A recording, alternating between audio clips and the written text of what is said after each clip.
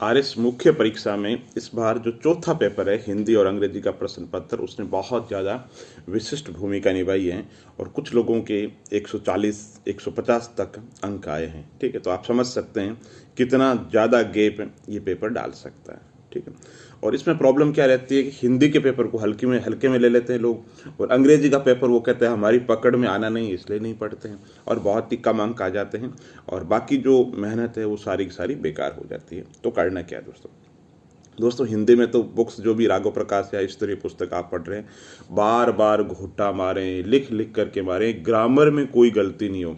जैसे मुहावरा है, लोकोक्ति है, उनका जो वाक्य प्रयोग है घर से तय करके जाओ। बिल्कुल एग्जाम हॉल में समय नहीं मिलता, पहली बात तो ये। और वाक्य प्रयोग बिल्कुल फिट होना चाहिए। उत्तर पुस्तिका में आपने देखा होगा हिंदी में लोगों के मुहावरा और लोकोक्ति के अंदर 0 अंक होते हैं, जबकि सही होता है। लेकिन शिक्षक की नज़र में जो वाक्य प्रयोग है ना, वो सही तरीके से समुचित प्रयोग होना चाहिए, तभी उसमें अंक आते हैं, पहली बात। दूसरी बात, वर्तनी संबंधी अशुद्ध हो जाती है, जैसे कि पर्यायवाची है। ठीक, अब पर्यायवाची में मान लो उन्होंने पूछ लिया, मान लो इसका कोयल का पूछ लिया। ठीक है, अब आप बसंत दूत लिखते हो, अब दू बड़ा नहीं होकर बसंत दूत लिख देते हो, तो वो लिखना और नहीं लिखना बेकार। यानी वर्तनी संबंधी आप अशुद्धि कर देते हो तो आपका उत्तर सही होते हुए भी उसकी कोई वैल्यू नहीं है। वर्तनी संबंधी शुद्धि बहुत ज़्यादा जरूरी है, और वो कब आएगी? वो तब आएगी जब आप उसको बार बार पढ़ोगे, बार बार लिखोगे, या एक शब्द पढ़ रहे हो तो सामने हाथ रख दो ऐसे। ठीक है, और देखो जैसे मान लो प्रोसित पति का है ना, तो प्रोसित पति का वर्ड सही लिखा हुआ आ रहा है कि नहीं आ रहा। पर्वत के ऊपर की भूमि, नीचे की भूमि, उपत्यका, अधित्यका, तो सामने हाथ रखो और देखो पहले, है ना।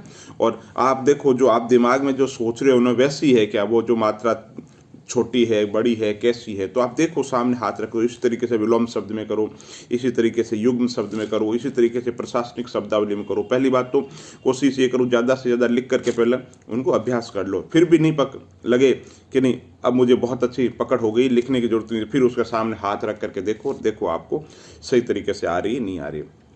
इसी तरीके से जो अपने पैसेज है, गद्यांश जिसे कहते हैं, उसके अभ्यास करो। संक्षेपण ज़्यादा से ज़्यादा करो, पल्वन ज़्यादा से ज़्यादा 20-25 पल्वन का लिख करके अभ्यास करो। राघव प्रकाश में जितने भी पल्वन हैं, है ना, उन्हीं राघव प्रकाश सर के जो मेटेरियल है उसी को लेते हो, खुद अपना जोड़ते हो उसको, और संक्षेप के अंतर्गत 100 शब्दों में लिख करके अभ्यास करो। क्योंकि बहुत बार पल्वन होता है राघव प्रकाश की पुस्तक से ही पूछ लिया जाता है या उससे मिलता जुलता पूछ लिया जाता है, तो वो उदाहरण आपके काम आ सकते हैं।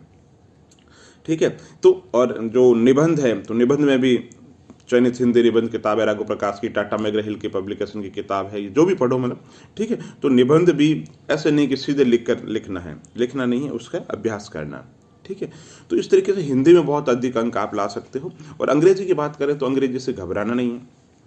अगर आप ऑलरेडी इंग्लिश मीडियम से है तो लापरवाही से नहीं लेना है, और अगर आप हिंदी मीडियम से आपको आ नहीं रही है तो हवा जो समझ रखा है अंग्रेजी का वो नहीं है। दोस्तों, आप पढ़ोगे बार बार ना, चीज़ें समझ में आ जाएगी, है ना।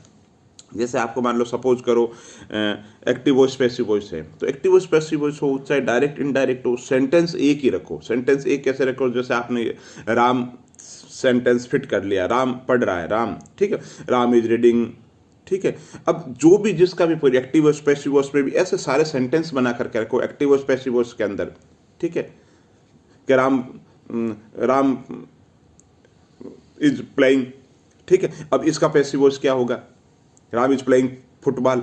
तो एक सेंटेंस रख लो, इसके फिर 8 फॉर्मेट सोचो कि एक्टिव वॉइस पैसिव वॉइस में क्या फॉर्मेट हो सकते हैं, डायरेक्ट इनडायरेक्ट के अंदर क्या हो सकते हैं, है ना। और जितने भी टेंस के जो प्रकार है 12 के 12, इन एक वाक्य को प्रयोग करते हो, ताकि एग्जाम में सोचने का समय नहीं मिलेगा। आपको एक फॉर्मेट फिक्स रखोगे ना, और उसके अनुरूप सारी की सारी जो चीज़ें हैं, चाहे टेंस है, चाहे एक्टिव वॉइस पैसिव वॉइस है, डायरेक्ट इनडायरेक्ट है, वो सारी जो चीज़ें हैं वो प्रयोग करो।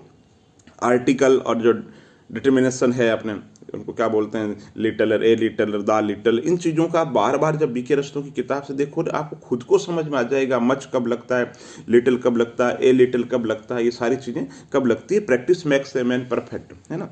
तो एक ही चीज़ की बार बार जब आप अभ्यास करोगे तो आपको कोई दिक्कत नहीं आएगी। इसी तरीके से जो लेटर राइटिंग है, तो लेटर राइटिंग का फ्रेमिंग लगभग एक जैसी होती है। शिकायती पत्र किसको लिखना है ना, शिकायत की जो नेचर है, सब्जेक्ट है, वो है ना, उत्तर के हिसाब, सवाल के हिसाब से चेंज करना है, तो चीज़ें वही रहनी है। तो इसी तरीके से जैसे इडियम्स फ्रेजेज है वो याद करो, उनका प्रयोग करो किसके अंदर, ऐसे के अंदर, लेटर राइटिंग के अंदर, तो ऐसी 20-25 फ्रेजेज रट लो जिनका प्रयोग करना ही करना, जैसे लुक इनटू द मैटर है। तो और यही बात है ऐसे के अंदर कुछ जैसे वाइटल रोल यानी बहुत महत्वपूर्ण भूमिका, ये सब जगह है, बर्निंग इश्यू ये सब जगह आता है। कुछ टॉपिक ऐसे हैं जो हर निबंध के अंदर आप उसका प्रयोग कर सकते हैं। तो बार बार जब आप इंग्लिश को पढ़ोगे, बीके रस्तोगी, रैन मार्टिन, जो भी आपको अच्छी लग रही है, जो आपके टच में है वो बताते हैं, जिस और अच्छी किताबें भी है बहुत सी। तो कहने का मतलब है इंग्लिश में भी लिखो, वोकैबुलरी देखो, रोज 10 से 20 जो वर्ड है उनको समझने की कोशिश करो। कभी है ना, हम क्या बहुत गहराई में चले जाते हैं, जबकि हमें बेसिक जो वेजिटेबल्स नेम है, फ्रूट्स नेम है, यही नहीं आते हैं। ठीक है, तो रोज कुछ न कुछ वर्ड है देखो, है ना, मीनिंग याद करो और उन मीनिंग का वाक्य में प्रयोग करो। और इंग्लिश में भी अगर अच्छी तरीके से तैयारी करते हो तो हिंदी मीडियम के कैंडिडेट भी कुछ पोर्शन ऐसे हैं जहाँ बहुत अच्छी पकड़ बना सकते हैं, बहुत अच्छे अंक ला सकते हैं। अनसीन पैसेज को कैसे सॉल्व करना है ना। ग्रामर है तो ग्रामर में तो कोई दिक्कत आनी नहीं चाहिए, 12th लेवल की लगभग ग्रामर होती है ना, तो वहाँ बहुत अच्छे अंक ला सकते हैं। लेकिन अभ्यास करना पड़ेगा, मेहनत करनी पड़ेगी, बार बार लिख लिख करके अभ्यास करो। लेटर है इंग्लिश में तो भी लिखो, ऐसे है तो भी लिखो, पैसेज है तो पैसेज को सॉल्व करो। और ग्रामर जो पहले ग्रामर को समझो और ग्रामर के जो MCQ क्वेश्चन है ज़्यादा से ज़्यादा मिलाओ, उससे आपकी पकड़ बहुत मजबूत हो जाएगी इंग्लिश। फिर आप देखते ही समझाओगे कि यहाँ पे ए लिटर लगेगा या द लिटर लगेगा या क्या लगेगा। बहुत बहुत धन्यवाद।